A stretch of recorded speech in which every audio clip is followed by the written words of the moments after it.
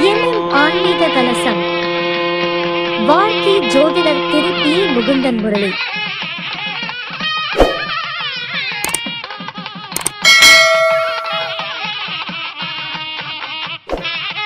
சிறப்பு கூட்டங்கள் இனிதே தொடங்கியிருக்கின்றது. ஓம் என்ற பிரணவ மந்திரத்தை சொல்லி இனிதே இந்த நிகழ்ச்சியை தொடங்குவோம்.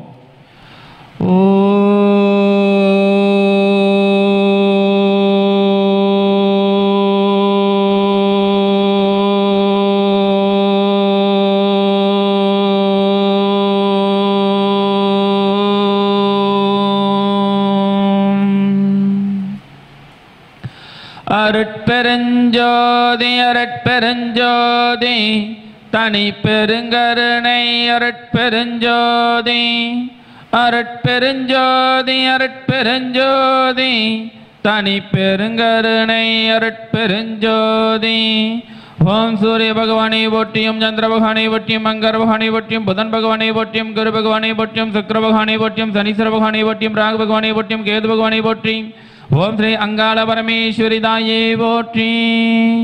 துர்கை மகசக்தி லக்ஷ்மி மகசக்தி வாணி மகசக்தி அங்காளி மகசக்தி அங்காளி மகசக்தி.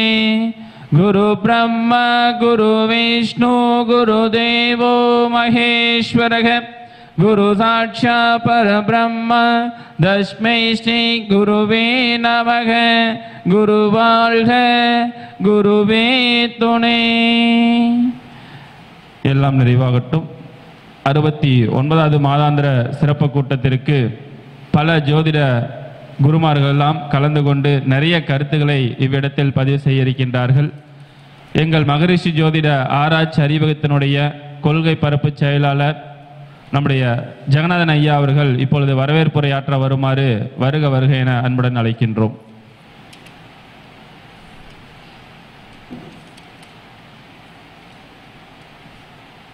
குரு விஷ்ணு குரு தேவோ மகேஸ்வரகா குரு சாஸ்தாத் பிரம்மஸ்ரீ தஸ்மை ஸ்ரீ குருவே நமக. வாக்குண்டாம் நல்ல மனமுண்டாம் மாமலரால் நோக்குண்டாம் மேனி நுடங்காது பூக்கொண்டு துப்பால் திருமேனி திம்பிக்கையான் பாதம் தப்பாமல் சார்வார் தமக்கு. நாடென் செய்யும் வெனிதான் என் செய்யும் என்னை நாடி வந்த கோல் என் செய்யும் கொடுங்கூற்று என் செய்யும் குமரேசா இரு தாளும் சிலம்பும் சதங்கையும் தண்டையும் சண்முகமும் தோளும் கடமும் என் கண்முன் வந்து தோன்றினேன். இந்த 69வது மாதாந்திர கூட்டத்திற்கு மாவட்டத்திலிருந்து பல்வேறு பகுதியிலிருந்து வந்திருக்கும் அன்பர்கள் அனைவரையும் வருக வருக என வரவேற்கின்றேன். இந்த மாதாந்திர கூட்டத்திற்கு தலைமையேற்று நடத்த உள்ள திரு TK ராஜேந்திரன் ஐயா அவர்களையும் திருச்செங்கோட்டிலிருந்து வந்து வருகை புரிந்துள்ள திரு நாகலிங்கசாமி ஐயா அவர்களையும் திருச்செங்கோட்டை சார்ந்த திரு வி. முருகேசன் ஐயா அவர்களையும் நம்முடைய சங்கத்தின் பொருளாளர் தொட்டியம் பெரியசாமி ஐயா அவர்களையும் வாஸ்து பற்றி பேச வந்திருக்கும் ஜெகநாதன் ஐயா அவர்களையும் நம்முடைய குழுவை சார்ந்த மணிமுருகேசன் ஐயா அவர்களையும் சென்னையிலிருந்து வருகை புரிய உள்ள CD சீனிவாசன் ஐயா அவர்களையும் மோகா ஸ்ரீ கோமதி அம்மா அவர்களையும் பரமத்தியிலிருந்து வருகை புரிய உள்ள SP பத்மபிரியா அவர்களையும் ராஜா பூங்கொடி சேலம் அவர்களையும் எங்களுடைய மகரிஷி ஜோதிட ஆராய்ச்சி அறிவகத்தினுடைய தலைவர் திரு PA முகுந்தன் முரளி ஐயா அவர்களையும் இந்த கூட்டத்தின் இறுதியிலே நன்றியுரையாற்ற உள்ள திரு DP லோகநாதன் ஐயா அவர்கள் அனைவரையும் இந்த கூட்டத்தின் 69வது கூட்டத்தை வருகை புரிந்துள்ள உங்கள் அனைவரையும் வருக வருக என மனமாற வரவேற்கின்றேன். நன்றி.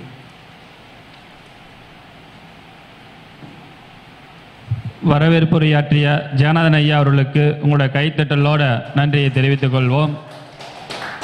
எப்பயுமே நம்முடைய நிகழ்ச்சிக்கு முதல் பேச்சாளராக நம்முடைய தொட்டியம் பெரியசாமி ஐயா அவர்கள் பேசுவது வழக்கம். அதனுடைய தொடர்ச்சியாக சென்ற மாதத்தில் சில தவிர்க்க முடியாத காரணால் வர முடியல ஐயானால. இப்போ இந்த சங்கத்தை சீரும் சிறப்புமாக நடத்தி கொண்டிருக்கின்ற தலைவர் முகுந்தன் முரளி ஐயா அவர்களுக்கும் செயலாளர் லோகநாதன் ஐயா அவர்களுக்கும் மற்றும் உள்ளவர்களுக்கும் இந்த நிகழ்ச்சியை நேரலையில் ஒளிபரப்பிக் கொண்டிருக்கின்ற ஆன்மீக கலசம் யூடியூப் சேனல் நிர்வாகத்தாருக்கும் சென்னையிலே இந்த சங்கத்தினுடைய கிளையை நிறுவி மிகவும் அருமையாக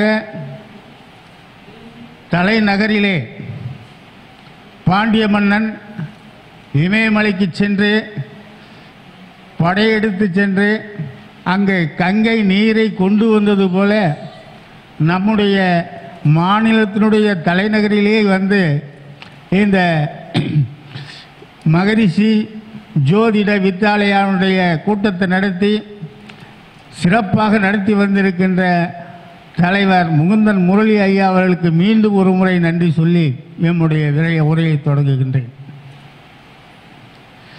இங்கே பலரும் பல தலைப்புகளிலே சிறப்பாக உரையாற்ற இருக்கிறார்கள்.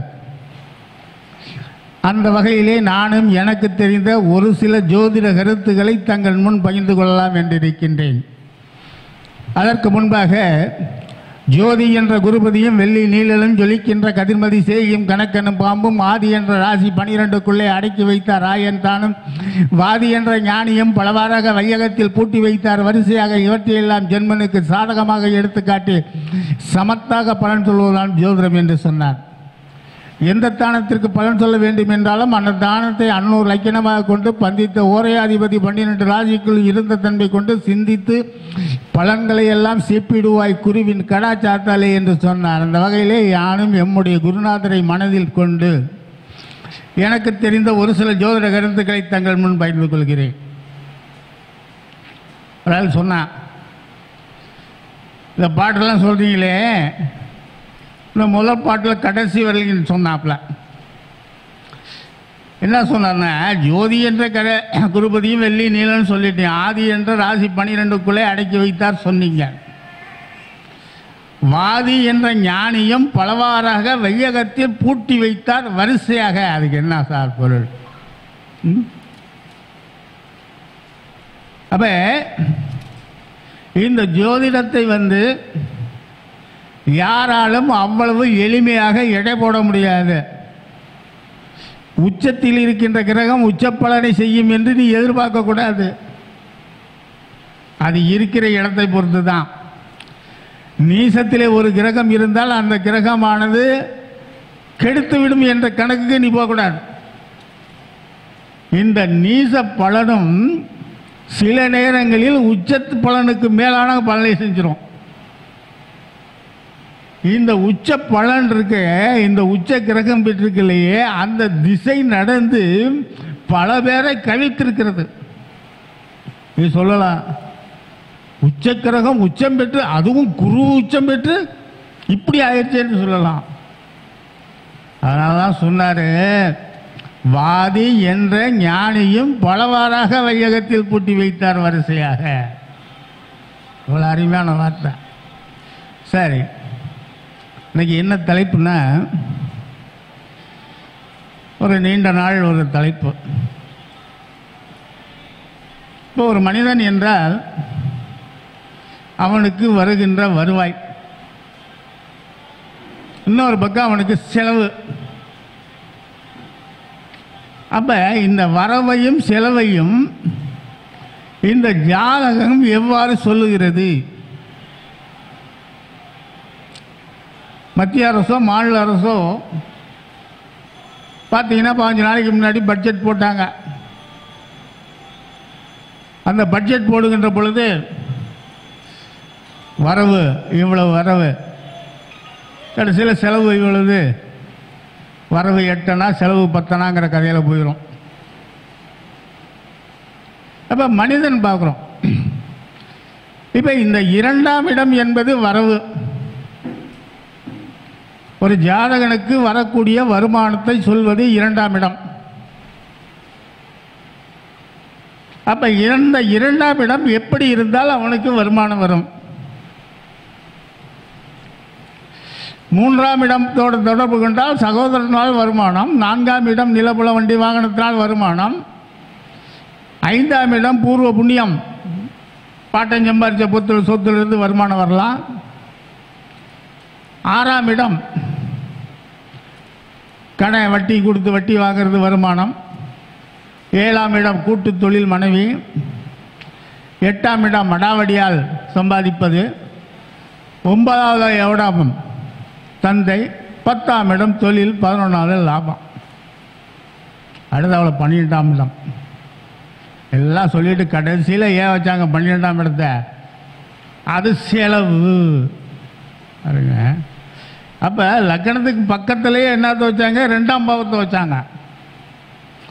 லக்கணத்துக்கு இந்த பக்கம் 12ஆம் பாவம் வச்சாங்க. ஆகவே இவன் இவ்வளவு வழியில் செலவு பண்ணி இவ்வளவு வழியில் சம்பாதிச்சு இவ்வளவு வழியில் செலவு பண்ணுவேன். அவ்வளோ அழகா. அப்போ அதுக்கு இன்னொரு முன்னுரை கொடுத்துருவோம். சொன்னார், உரைத்திடும் சௌபாக்கியம் தனம் குடும்பம் ஒளிசரி நேத்திர வித்தை தரை பெறும் செல்வமுடன் புகழ் வாக்கு சாஸ்திர கேள்விகள் உணவு விரைத்தெழு கமன மனம் உத்தேசம் விலகுகின்ற செம்பொன் இவை ஆவையும் நிறைத்தொரு நவமணிகள் இவை ஆவையும் நின்ற 2ஆம் இடத்து அதிபதி நின்ற இடத்தின் தன்மையை கொண்டு எடுத்து எம்புவாய் புரியோருக்கு. இப்படி ஒரு நீட்ட பட்டியல் போட்டார். இது வரவுக்கு. அடுத்தாக செலவு. அதுக்கு சொன்னார், நான் 2-3 மாதம் முன்னாடி கூட சொல்லியிருக்கேன், இருந்தாலும் அந்த பாட்டு சொல்லிடுவோம். 10ன் மேல் 2 பலனை கேளு, பரதேச உத்தியோகம், பணத்தால் சோர்வு, சத்தான பலபோகி சயனம் தியானம், தர்மபடு கர்ம பலன்களும் சுப சந்தோஷங்களும், வித்தான பல புண்ணியம் விவாதமோடு விளங்குகின்ற தொழில்களும் பல ஞானங்களும், கருத்தாக போகருடைய கடாச்சாத்திலே கரந்திட்டேன் புலிப்பாணி. முதல் 2வது ஒன்று 12வது ஒன்று. இப்போ 2வது பார்ப்போம். இப்போ 2வதுல என்னென்ன சொன்னாங்கன்னா, உரைத்திடும் சௌபாக்கியம் தனம் குடும்பம் ஒளிசரி நேத்திர வித்தை தரை பெறும் செல்வமோடு புகழ் வாக்குன்னு சொன்னார்ல. இப்போ 5 எடுத்துக்கிறோம். தனம் 2ஆம் இடத்துலேருந்து தனம், அதனால தான் வருமானம் வருகின்ற வழி. அடுத்தாப்புல குடும்பம், அப்புறம் வாக்கு, அப்புறம் நேத்திரம், வித்தை. 5 எடுத்துக்கிட்டோம்ல. இப்போ நீங்கள் என்ன தலைப்பு சொன்னீங்க? வருமானம் வருகின்ற வழியை தானே சொல்லணும். ஏன் இதெல்லாம் எடுத்துக்க? இதெல்லாம் தெரிஞ்சுக்க வேண்டும். இப்போ 2ஆம் இடத்தில் இருந்து அந்த என்னென்ன காரக தத்துவங்கள் இருக்கின்றன தெரிஞ்சுக்கணும்ல. முதல் எடுத்த உடனே வாக்குஸ்தானம் எடுத்துக்கிறோம். ஏன் வாக்குஸ்தானம்னா, ஒரு ஜோதிடருக்கு வாக்குஸ்தானம் தான் ரொம்ப முக்கியம். அதனால தான் சொன்னாங்க, வாக்கினில் நல்லோர் ஏறி வளம் பெற வாக்குதான் அவருக்கு செல்வம், வாக்குநாதனை பொல்லார் வக்கிரமாக காணில் வாக்குத்தான் அவருக்கு செல்லா. பாருங்க, அப்ப வாக்குல என்ன இருக்குன்னு? நல்லோர்கள் இருக்கணும். ஆனால் வாக்கினில் நல்லோர் ஏறி வளம் பெற வாக்குதான் அவருக்கு செல்வம். சரி, பேச முடியாது, அதுக்கு என்ன ஜாதகம்னாரு. மாதுள மன்னனோடு வாக்கு தானாதிபதி கூடி விரயம் 6-8 உரைய ஊமையாவான், ஓதிய தந்தை தாய் தானம் அவ்வாறு நீதியாய் இருப்பின் நிச்சயம் ஊமையாவான். இதனுடைய பொருள் என்னன்னா, இந்த புதன் பாருங்க, இந்த புதன் தான் வாக்குக்கு காரணமா. அதனால தான் மாதுள மன்னனோடு வாக்கு தானாதிபதி கூடி 2ஆம் இடத்ததிபதி கூடி 6, 8, 12 போய் பகை நீசம் அஸ்தமனம் பெற்று போயிட்டா என்ன ஆயிட்டுங்க? வாக்கு அவருக்கு செல்லா. அதனால தான் சொன்னார், குடும்பத்தானத்து அதிபதியோடு குழவிய புதனும் கூடி இடுமுறு ஆரட்டில் நின்றால் நிச்சயம் ஊமையாவான். இது குழப்பமாக இருக்கு உங்களுக்கு. ஒரு 2 உதாரணம் சொல்கிறேன் பாருங்க. ஒரு நண்பர் சொன்னார், விருச்சிக லக்கணம், லக்கணத்திலே குரு, லக்கணத்தில் குரு விருச்சிக லக்கணத்திற்கு மிக சிறப்பு. யோக பாகத்தில் நல்லா அருமையாக கொடுப்பார். அதெல்லாம் கொடுத்தாரு. அதில் பாரு, செவ்வாயும் புதனும் கூடி 8ல்.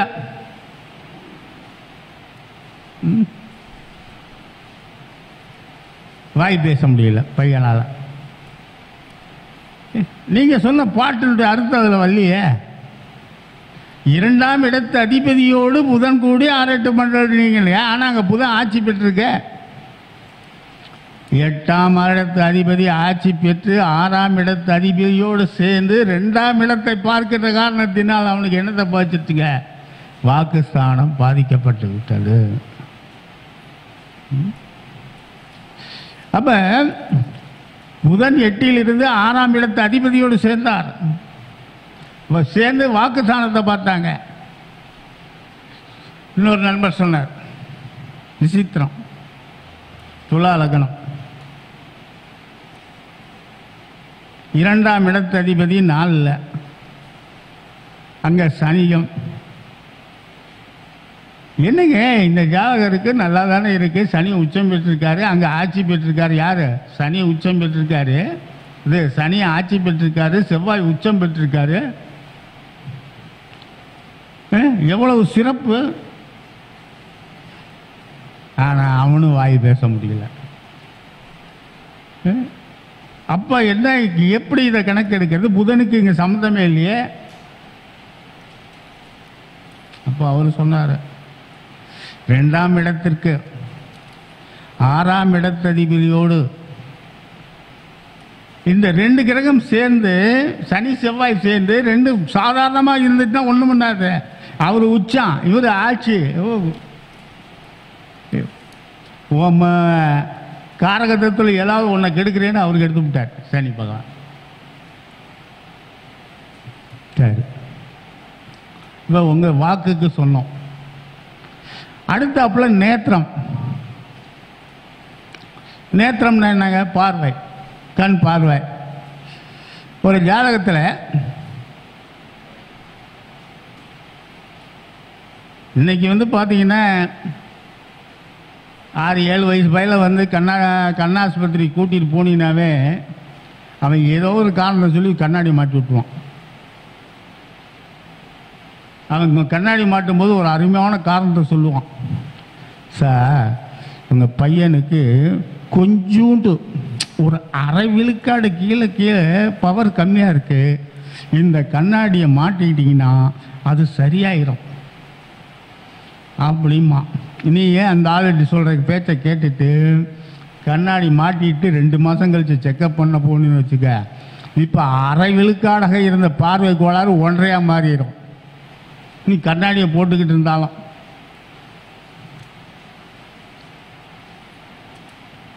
அப்போ இப்போ பார்வை எல்லாருக்கும் பெரும்பாலும் கண்ணாடி போகிற லெவலுக்கு வந்துட்டாங்க.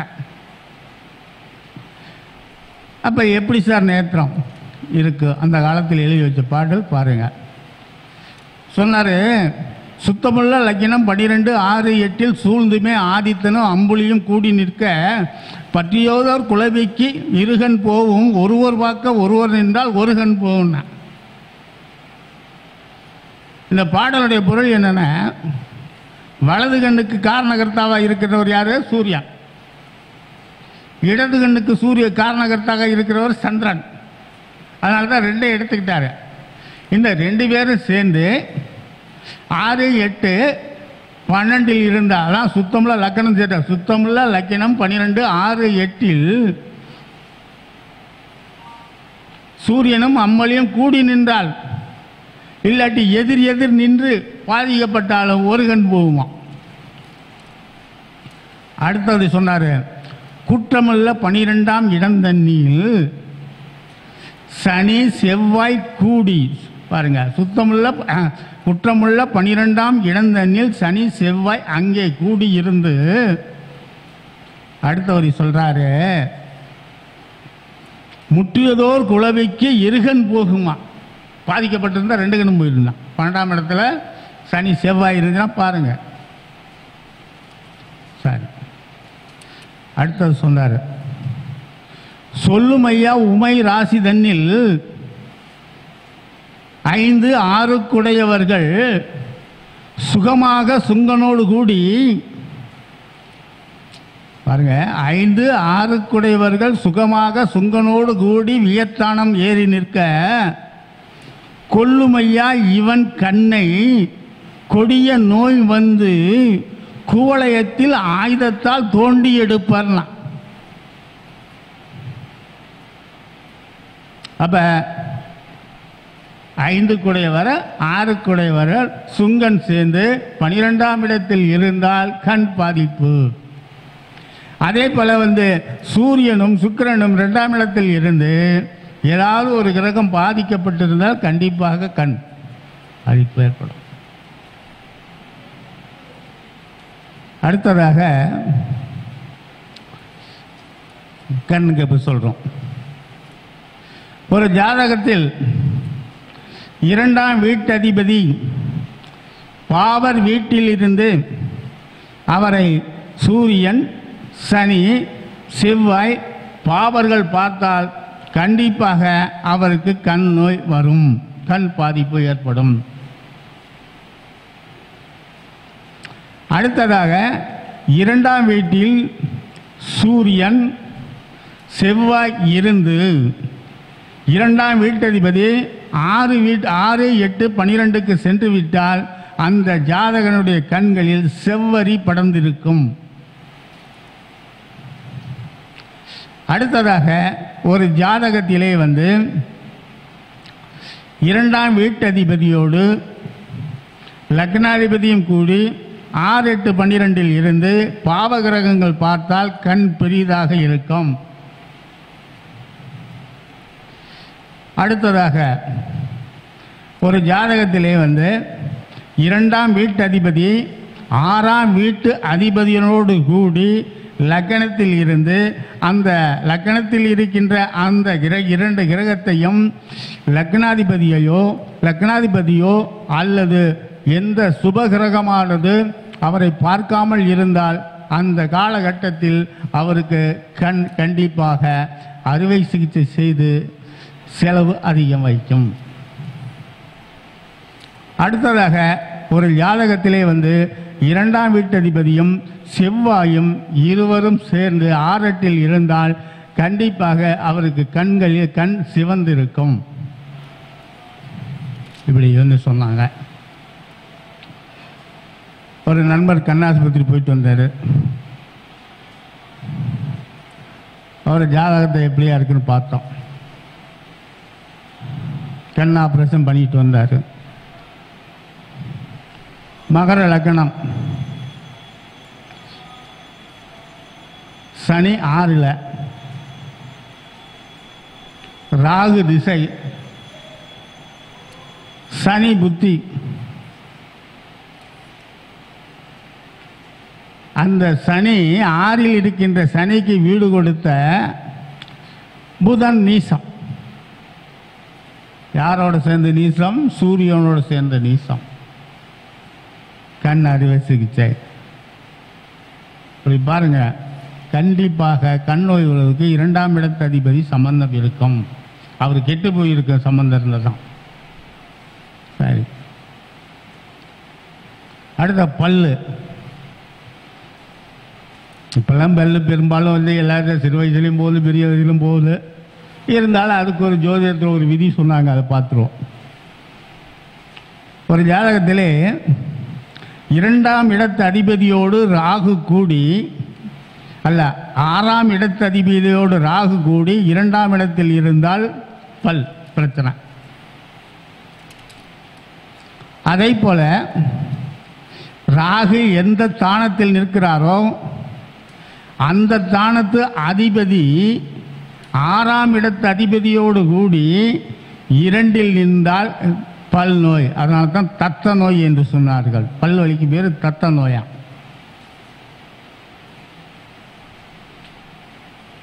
இப்போ பல் முடிச்சாச்சு.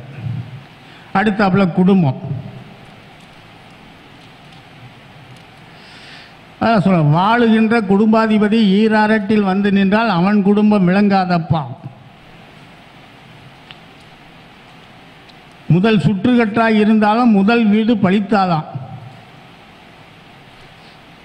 வாழுகின்ற குடும்பாதிபதி ஈராரட்டில் வந்து நின்றால் அவன் குடும்பம் விளங்காதப்பா. சூழுகின்ற முதல் வீடு பழித்திடாது. சுற்றுவட்டாய் இருந்தாலும் சுற்று வேகுமா. அடுத்தா சொன்னார், குடும்பாதிபதி பஞ்சமாதிபதி குலவிய 6, 8, 12இல் திட்டமாய் 12இல் சேயன உதித்த காலை ஊருக்கு அடங்கா பிள்ளை அரைகாசம் கையில் வைலான் கடன்காரன் ஆவான் என்று கலை முனிவரும் உரைத்தாரே. சொல்ல பேசி கேட்க மாட்டேன். அடுத்தாப்புல இன்னொரு பாட்டு சொன்னாங்க. குடும்பத்தில் அரவு காரி அங்காரகன் ஏறி நின்றால் அவர் குலத்தில் இடுபுற்று குலசாபம் இருப்பதால் குடி நசிந்து கேடும் புத்திர துவேசமும் கீர்த்தியும் அழியும் என்று படும் விஷம் உண்ட சிவனும் பார்வதிக்கு உரைத்தாரே. ஆக 2ஆம் இடத்துல வந்து பாதிக்கப்பட்ட பாவ கிரகங்கள் இருந்தால், அதாவது அரவு காரி அங்காரகன் ஏறி நின்றால் சொன்னார். அவன் வீட்டில் வந்து குல நாசம், அதாவது வந்து தோஷம் இருக்குமா. என்ன தோஷம் பாருங்க. குல சாபம் இருப்பதால் குடி நெசிந்து கேடும் புத்தி துவேசமும் அல்லது புத்திர துவேசமும் கீர்த்தியும் அழியுமா.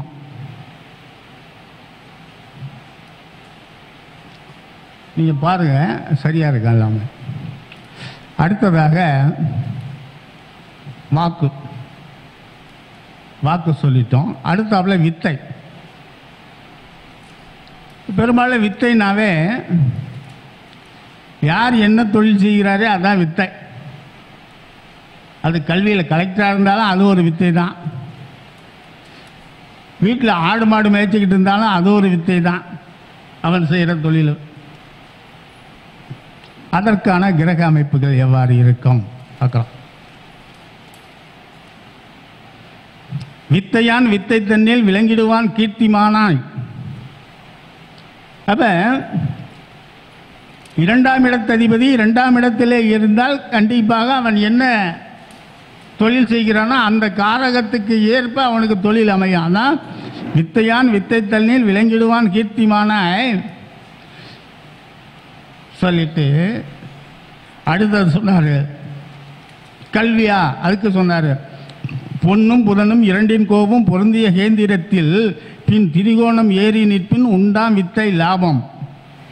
இன்பமாய் இவர் 8, 6, 8 பண்டி இருந்திடில் இல்லையேல் வித்தை அன்பு சேர் கணக்கனும் உச்சம் பெற்றால் நல் வித்தை கூறேனார். அப்ப வித்தைக்கு என்னென்ன சொல்றார் பாருங்க. 2ஆம் வீட்டதிபதி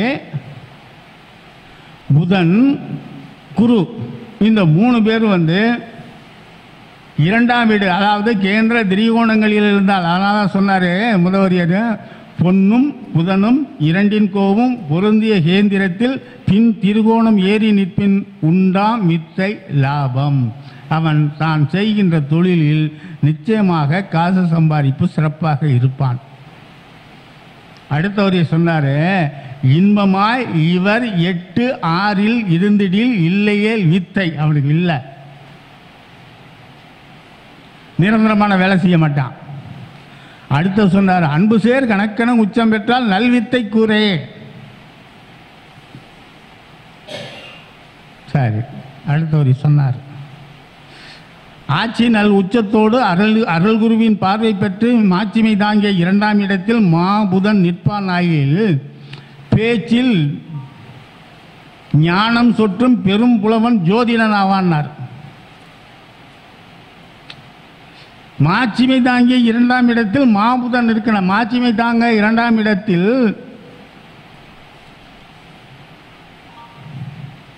மாபுதன் இருக்கணும். அதை குரு பார்க்கணும். அதான் பேச்சில் ஞானம் சொட்டும் பெரும் புலமை படைத்த ஜோதிடராம். அடுத்தார் சொன்னார், ஆனகேந்திரத்தில் புந்தி இருக்க 2ஆம் வீட்டதிபதியும் தானும் உச்சமாக தரும் புகரும் உபயமேற ஊனமில் 3 நல்லோர் உற வெள்ளியும் உச்சமாக மாநிலத்து உதித்த காலை ஜோதிடம் வகுக்க வல்லான். பாருங்க, எந்த கிரகம் சொன்னார் பாருங்க. புந்தி, குரு, சுக்கிரன், இவர்கள் 3 பேரும் நல்லா இருக்கணுங்க. சோமனும் புந்தி வீட்டில் சொகுசுடன் வீட்டிருப்ப வாகுரு உச்சம் எய்த வெள்ளியும் பார்த்திருக்க தாமதம் இன்றி தர்க்க சாஸ்திரம் படிக்க வல்லான் சேமமே இல்லை கண்டால் இந்நூல் பூயோ இருக்குன்னார். வக்கீல் படிப்பான், தத்துவ ஞானி. ஐயா பொன்னும் புதனும் வெள்ளியும் அன்புடன் 2 இருந்த கால் மெய்யாகவே பாழ வித்துவான். பொன்னும் புதனும் 2 நிற்க 2 கோவும் பெய்யா மலை போல் வெகு வித்துவான் பெறுவான் பாரேனார். அதிகமான படிப்பான். அடுத்து அவளை சொன்னார், மண்ணின் விடைமதியை மன்னவனுமே பார்க்க மண்ணின் மறிமதியை மாணவனும் பார்க்க பெண்ணனங்கே ஊக்கமுடன் 1 நாளிகைக்குள் 1000 பாட்டு பாடினும் சபர்த்தன் இவனே என்று கூறுவாய்னாங்க.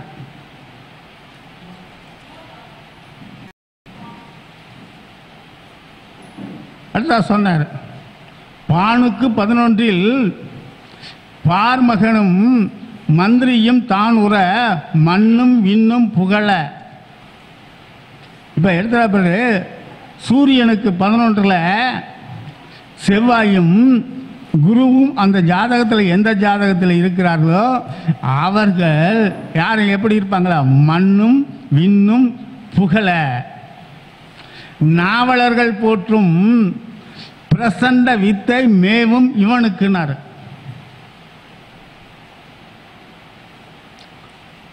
இப்போ வித்தைக்கு சொல்லிட்டோம். இதுக்கு உதாரண ஜாதகம் அடுத்ததுக்கு சொல்லும்போது உதாரண ஜாதகத்தை சேர்த்து சொல்லி அடுத்தாப்புல கல்வி சொல்லிட்டோமா?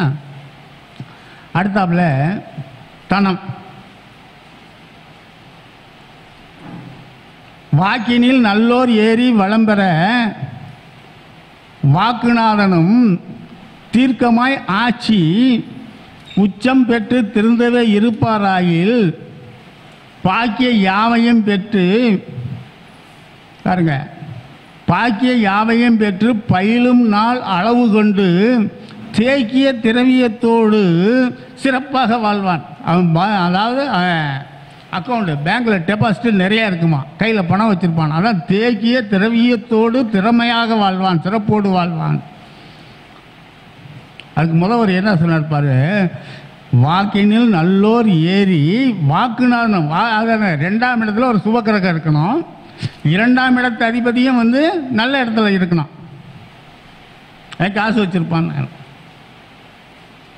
அடுத்த சொன்னார், வாக்கிற்கு உரிய கோளும் வாய்த்த பேர் லாபக்கோளும் ஊக்கமிக்கு உடையவர்களாக ஒன்றிட லக்கினத்தில் ஆக்கமும் அருளினோடு அளவில்லா செல்வம் பெற்று பாக்கிய போகத்தோடு பாரினில் வாழ்வார்கள்.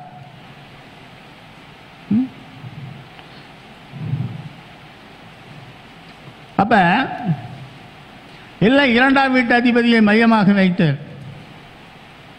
அர்த்தம் சொன்னார். சொல்லிய 2ஆம் அதிபதி சூழ்ந்துமே லாபத்தானத்தில் இருக்க வெல்லும் லாபாதிபதி பாக்கியாதிபதி விரும்பி 2 உற நல்ல குண தருமனான் 4 லட்சம் பொன் தேடி அல்லல் உற அவனியில் வாழ்வான். இவ ஓரளவுக்கு சுமாராக சொன்னோம். இப்போ ஒரு 4-5 உதாரணம் ஜாதகம் பார்ப்போம். ரிஷப லக்கணம். ரிஷப லக்கணத்துக்கு 2 கூடியவர் யாருங்க? புதனா. அப்போ நம்ம விதிப்படி வந்து பார்த்தீங்கன்னா 2ஆம் வீட்டதிபதி, சரி நான் விதியை சொல்லலை, அப்புறம் உதாரண ஜாதகம் சொல்கிறேன். இப்போ இந்த ஜாதகத்துடைய விதி இவள் பாட்டாக சொன்னால் அந்த பாட்டெல்லாம் சுருக்கி விதியாக சொல்லிடும். ஒரு ஜாதகத்திலே வந்து 2ஆம் வீட்டதிபதி கேந்திர திரிகோணங்களில் இருந்து அந்த வீடானது சுபர் வீடாக இருந்தால் அந்த ஜாதகன் வந்து தனத்தில் குறைவில்லாமல் இருப்பான், தனம் தேடிக்கொண்டே இருப்பான். இதற்கு லக்னாதிபதி நல்ல நிலையில் இருக்க வேண்டும். லக்னாதிபதி கெட்டுச்சுன்னா வந்து கொஞ்சம் குறைச்சோம். இது ஒன்று. அடுத்தது சொன்னார், ஒரு ஜாதகத்தில் 2ஆம் வீட்டில் இருக்கின்ற கிரகம் ஆட்சி பெற்றோ உச்சம் பெற்றோ அல்லது கேந்திர திரிகோணாதிபதிகள் இருந்து அந்த 2ஆம் வீட்டதிபதியும் கேந்திர திரிகோணங்களில் நல்ல நிலையில் இருந்தால் இவனுக்கு வாழ்க்கை முழுவதும் பணங்காசுக்கு குறைவில்லை, பணங்காசு வந்து கொண்டே இருக்கும். 2வது, ஒரு ஜாதகத்திலே 2ஆம் வீட்டில் சுக்கிரன் இருந்து அந்த சுக்கிரன் நன்னிலையில் இருப்பாரானால் அவன் பரோபகாரியாக இருப்பான். அது பல பேர்த்துக்கு தானம் செய்வராக இருப்பான். அதில் ஒரு விதிவிலக்கு உண்டு. மேச லக்கணத்துக்கு கன்னி லக்கணத்துக்கு இது பொருந்தாது. ரிஷப அதாவது சுக்கிரன் ஆட்சி பெற்று இருந்தால் கண்டிப்பாக அவர் கொஞ்சம் கஞ்சனாக தான் இருப்பார். அதுவே வந்து கும்ப லக்கணத்துக்கு 2லே சுக்கிரன் உச்சம் பெற்று இருக்காருன்னு வச்சுக்க, தாராள மனத்தோடு இருப்பார். அதனால தான் சொன்னாங்க, தானப்பா இன்னும் ஒரு புதுமை கேளு,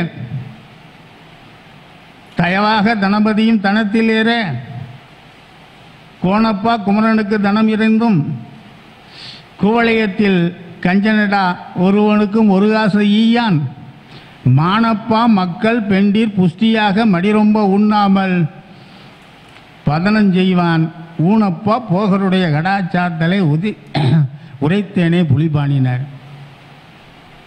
அப்போ பெரும்பாலும் 2ஆம் இடத்திலே ஒரு கிரகம் ஆட்சி பெற்று இருந்தால் அது சுக்கிரனுக்கு தான் பொருந்தும் பெரும்பாலும்.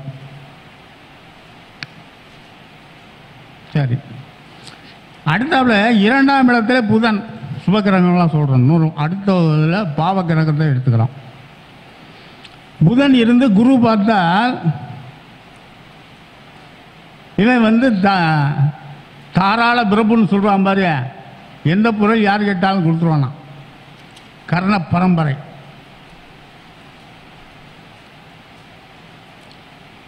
அடுத்தாப்புல குரு இருந்துச்சுன்னு வச்சுக்க, கல்வி நல்லா இருக்கான், சிறப்பாகவும் இருப்பான். ஒரு ஜாதகத்திலே லக்னாதிபதியும் 2ஆம் வீட்டதிபதியும் பாருங்க, லக்னாதிபதியும் 2ஆம் வீட்டதிபதியும் கேந்திர கோணங்களிலிருந்து இவர்கள் இருந்த வீட்டுக்குடையவரும் கேந்திர திரிகோணங்களில் இருந்தால் வாழ்க்கை முழுவதும் இவன் பணம் தேடுவதில் சிறப்பாக செயல்படுவான்.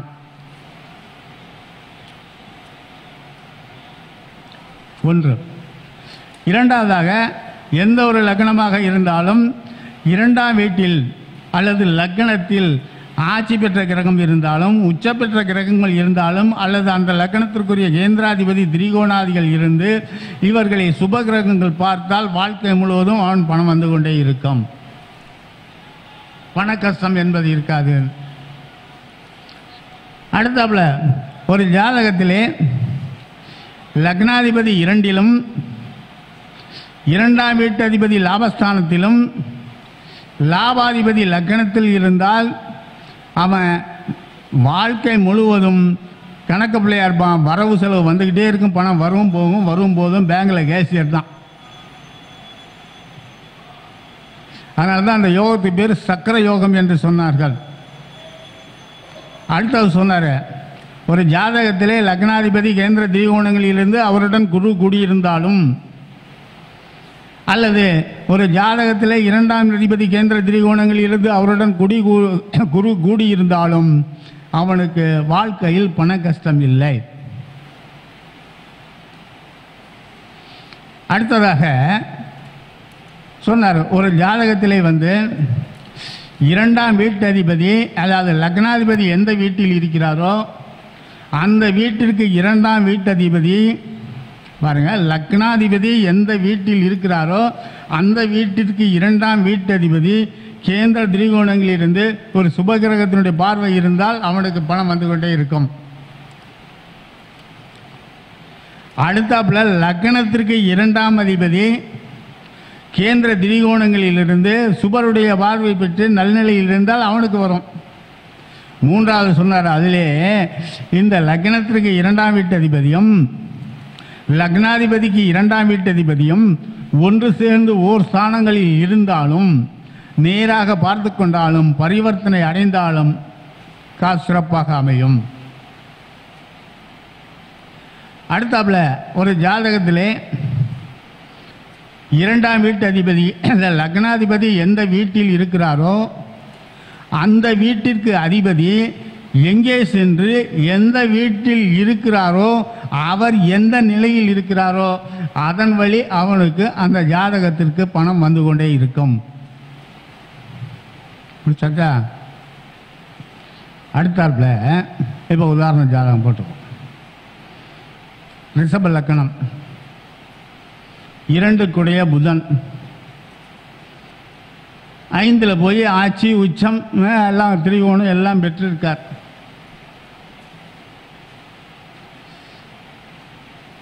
இதுக்கு நீங்கள் என்ன பண்ணணும்னா பாரம்பரிய முறைக்கு முத உங்களுக்கு வீடு கொடுத்த கிரகம் ரொம்ப முக்கியம்.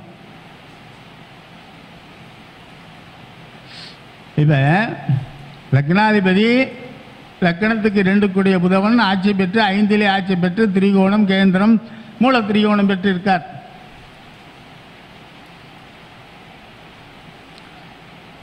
அப்ப இவருக்கு மாதம் 2 லட்சம் ரூபாய் சம்பளம் வந்து கொண்டே இருக்கிறது. அப்ப அவருக்கு ஸ்தனஸ்தானம் மிக அருமையாக இருக்கிறது. ஆகவே லக்னாதிபதி இருக்கிறார், லக்னாதிபதி 4ல் இருக்கிறார், கேந்திரம் பெற்றுட்டார்.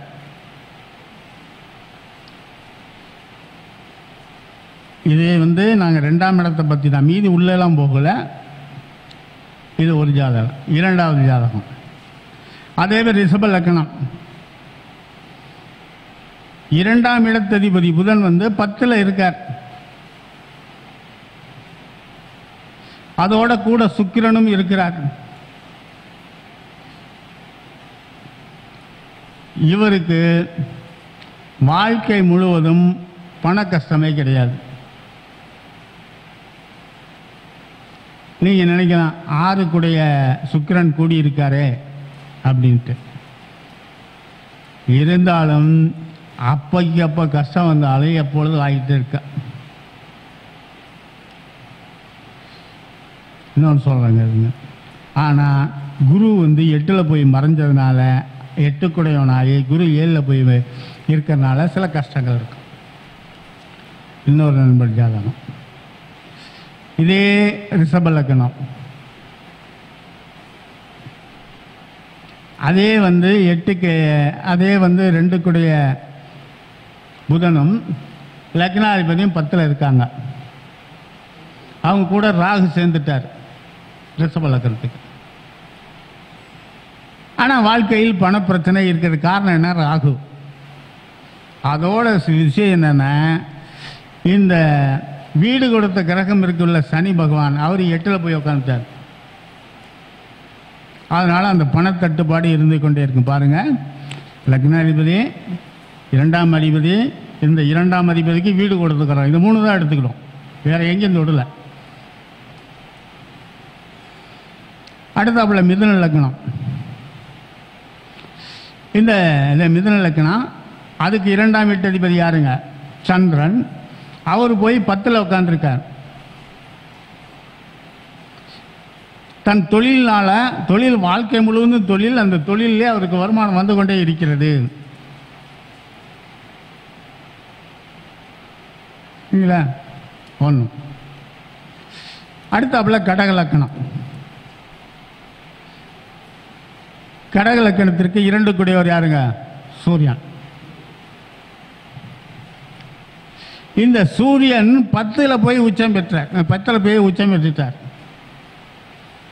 அவருடைய புதனும் சேர்ந்துட்டாங்க. இல்லை, அதோட வேடிக்கை என்னன்னா சுக்கிரன் 9ல் உச்சம். 9ல் உச்சம். பெரிய ஜோசியர். தினைக்கு 40-50 பேர்த்துக்கு பார்ப்பார். ஏன்னா 2ஆம் இடம் என்ன சொன்னான்? வாக்குஸ்தானம். அந்த வாக்குஸ்தான அதிபதி உச்சம் பெற்று கேந்திரம் பெற்று புதனோடு சேர்ந்துட்டார்ல. ஆச்சா, நீங்க நிறைய பேர்த்த பாருங்க, நல்லா இருக்கும். அதே இன்னொருத்தர் அதே கடக லக்கணம். 2 கூடிய சூரியன் 7ல் புதனோட, அந்த சனி 11ல் ரியல் எஸ்டேட்ல கொளுத்தி எடுக்கிறார்.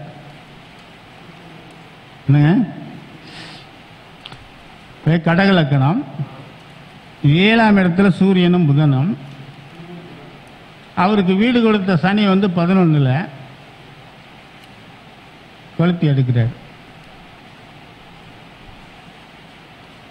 அடுத்து அவ்வளோ சிம்ம லக்கணம் வரும். சிம்ம லக்கணத்திற்கு 2 கூடிய புதன் 12ல் போய் மறைஞ்சிட்டார். கவனிங்க, அதே 12ல் மறைஞ்சு கேது சேர்ந்துட்டாரு. 6ஆம் இடத்துல அந்த சந்திரன் அந்த புதனுக்கு வீடு கொடுத்த சந்திரன் 6ல் போயிட்டாரு ராகோட சேர்ந்து. இப்போ நீங்க என்ன நினைக்கணும்? சரி, இவருக்கு தனகாரகன்னு போய் மறைஞ்சிட்டாரு, தனஸ்தானாதிபதி வீடு கொடுத்து மறைஞ்சிட்டாங்கன்னா, ஆனால் சிம்ம லக்கணத்துக்கு லக்னாதிபதி லக்கணத்திலே இருக்காரு. அவரோட கூட செவ்வாய், 5ல் குரு உச்சம் ஆட்சி. அதனால என்ன பண்ணா, பூர்வீக சொத்துக்கள் நிறைய இருக்கு. ஆனால் இவருக்கு சம்பாதித்தன தான் குறைச்சார்.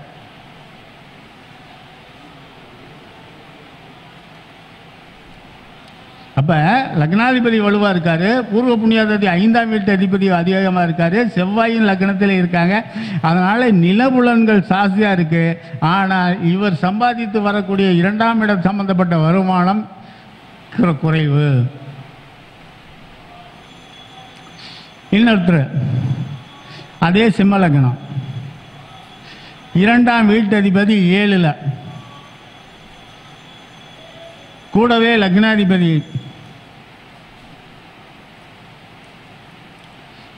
அடுத்தாப்புல சுக்கிரனும் சனியும் நல்ல சம்பளம். அவர் என்ன வேலை செய்வாங்கிறது 10ஆம் இடம் சொல்லுகிறோம் பாருங்க, அப்போதைக்கு சொல்றோம். ஆக தனத்துக்கு குறைவில்லை. அதான் சரி. அடுத்தாப்புல கன்னி லக்னம்.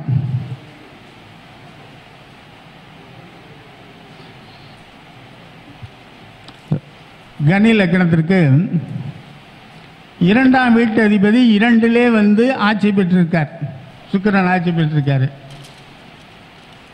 அப்ப நம்ம சொன்ன விதிப்படி என்னன்னா, அவருக்கு முதல் விதி சொன்ன, அவரு கொஞ்சம் சிக்கனமான பேர் வழின்னு, சிக்கனமான பேர் வழி தான் இருந்தாலும் நிறைய செல்வம் வரும்னா, அவரு கூட சூரியனும் சேர்ந்துட்டாரு. சூரியன் என்னாச்சுங்க, நீசமாச்சா. அப்ப வரவுக்கு செலவுக்கு தான் அங்க வருகிறது. அதோட கேதும் சேர்ந்துட்டாரு. சரி, இதெல்லாம் சேர்ந்து மீறி லக்னாதிபதியை 3ல் போய் உட்காந்துட்டாரு பகை வீட்டில்.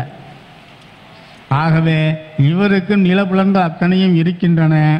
ஆனால் வரவுக்கும் செலவுக்கும் கரெக்டா இருக்கா ஒழிய மற்றபடி இல்லை. இதே கன்னி லக்னத்துக்கு இன்னொரு நண்பர் ஜாதகம் சொல்றேன் கேளுங்க.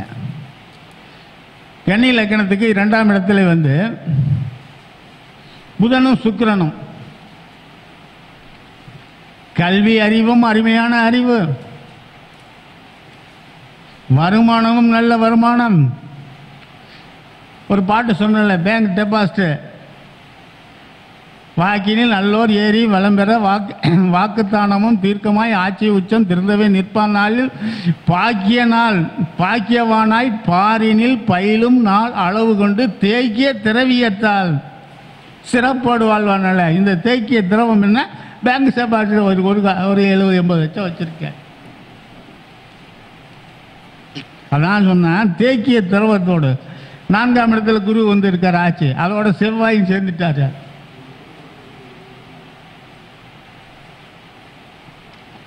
இன்னொரு நண்பர் சொல்றேன் பாரு, 2ஆம் இடத்துல குரு, அதே கன்னி லக்கணம் போட்டுங்க.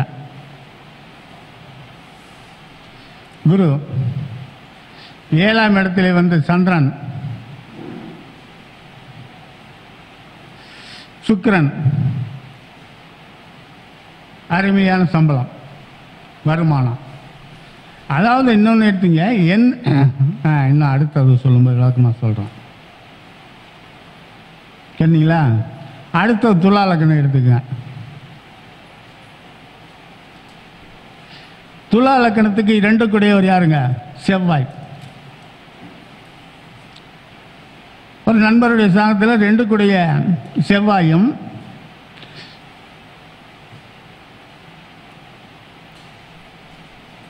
11 கூடைய சூரியனும் சேர்ந்து 3ல இவருக்கு நண்பருக்கு வருமானம் வந்து தன்னுடைய முயற்சியால் வருமானத்துக்கு குறைச்சலைகளே வந்துகிட்டே இருக்கு. அப்ப 2-11 எந்த ஜாதகமாக இருந்தாலும் சரிங்க, 2-11 சேர்க்கை பெற்று எந்த இடத்துல இருந்தாலும் சரிங்க, அவருக்கு அந்த வழியாக வந்த வருமானம் வந்துகிட்டே இருக்கும். முடிக்கணுமா? சூப்பரா முடிக்கலாமா? சரி. அடுத்தப்புல நம்ம நண்பருடைய ஜாதகம் துலா லக்கணம், 2 கூடைய செவ்வாய் வந்து 10ல் நீசம்.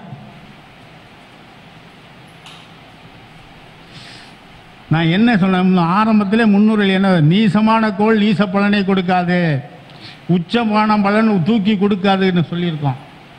அதனால தான் வாதி என்ற ஞானியும் பலவாறாக வையகத்தில் பூட்டி வைத்தான் வரிசையாகன்னு சொன்னேன் முன்னுரையை. ஒவ்வொரு வார்த்தையும் இன்னொரு பாடல் அழகான விளக்கம் சொன்னேன், இன்னொரு அடுத்த மாதம் பேசிக்கிறோம். அல்ல அப்போ 10ஆம் இடத்தில் நீசம் பெற்று போச்சு, தனக்காரகன் 10ஆம் இடத்துல நீசம் பெற்று போன காசு வராமல் இருக்குன்னா அதோட புதன் சேர்ந்துட்டாரு பாருங்க. புதன் வந்து வாக்கு, புதன் ஒரு ஸ்தானகத்தில் ஒரு தாழ்வு சொல்றார், இவர் பேசியே சம்பாதிப்பார். ஆசிரியராக இருக்கலாம் அல்லது ஒரு புரோக்கராக இருக்கலாம். அடுத்தாப்புல இந்த புதன் ஆண்டு விழாவுக்கு ஒரு வச்சிருந்தேன், புதனும் செவ்வாயும் சேர்க்கைக்கே அழகானது. அதை இப்போ ஓப்பன் பண்ணி விடுறோம் பாருங்க. இவரிடம் ஒரு செய்தி கிடைச்சால் அந்த செய்தியை பல பேர்த்துக்கு சொல்லுவார்கள். இவருக்கு தான் கிடைத்த அந்த ஜோதிட கருத்தை பல பேர்த்துக்கு வந்து சொல்லி ஜோதிட கருத்தை பரப்பார்கள். அப்ப இங்கே செவ்வாய் நீசம் பெற்றாலும் பாருங்க, புதனோட சேர்ந்த காரணத்தினால் அந்த நீச தன்மை மாறி தொழில் வளர்ச்சியை கொடுத்தார். கிரகங்கள் நல்ல தசாபுத்திகள் அருமையாக இருந்துட்டால் அருமையாக அந்த புத்தி வேலை செஞ்சுக்கிட்டே இருக்கும். சரிங்களா? அதே போல நீங்க நினைக்கலாம், 2 கூடையவர் 12 கூடையவர் சேர்ந்துட்டாங்களே. இந்த 2 கூடையவர் 12 சேர்க்கை வந்து ஒரு விசித்திரமான சேர்க்கைங்க. அது அடுத்த மீட்டில் வச்சுக்கிறோம். வீடு கட்டுவார்கள், சுப விரயங்கள் அத்தனையும் அவர்களை செய்ய வைக்கும். 2-12 கூடையவர் கிரகங்கள் என்று சொல்லி காலம் கொஞ்சம் குறைந்துவிட்ட காரணத்தினால் ஐயாவுடைய வேண்டுகோளை ஏற்று இத்துடன் எனது உரையை முடித்துக் கொள்ளலாம் என்றிருக்கின்றேன். ஆகவே இதுவரை எம்முடைய உரையை கேட்டுக்கொண்டிருந்த அனைத்து ஜோதிட பெருமக்களுக்கும் நன்றி கூறி விடைபெறுகிறேன். நன்றி, வணக்கம்.